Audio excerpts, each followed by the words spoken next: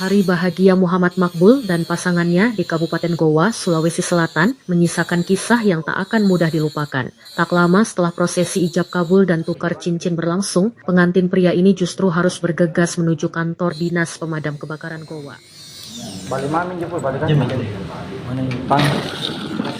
Bukan karena terjadi kebakaran, lantaran cincin emas yang dikenakannya tersangkut di jari dan tak bisa dilepaskan. Peristiwa tersebut terjadi usai prosesi pernikahan di Gedung Haji Bate, Kecamatan Somba Opus, Senin, 13 Juli 2026.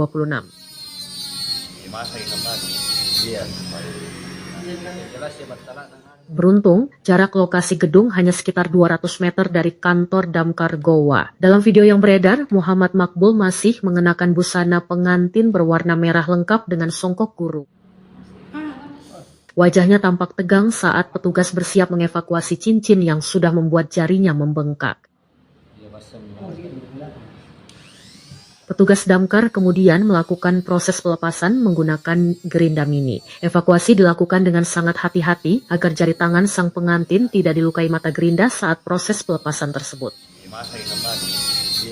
Petugas damkar harus menghabiskan waktunya hampir 1 jam sebelum cincin itu akhirnya benar-benar berhasil dilepaskan.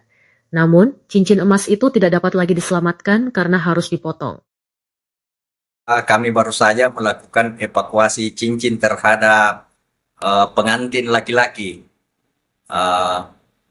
Serombongan pengantin laki-laki datang ke kantor kami itu karena salah memasukkan cincin di jarinya. Cincin pengantin perempuan yang dimasukkan di jari tangan pengantin laki-laki sehingga itu sulit untuk dikeluarkan dan kemudian semakin membengkak dan makin tidak bisa lagi dikeluarkan sehingga datang ke kantor kami untuk kami melakukan evakuasi terhadap cincin tersebut.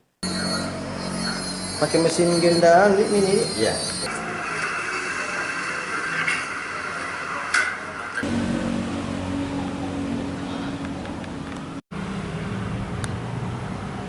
Download Tribun X sekarang, menghadirkan lokal menjadi Indonesia.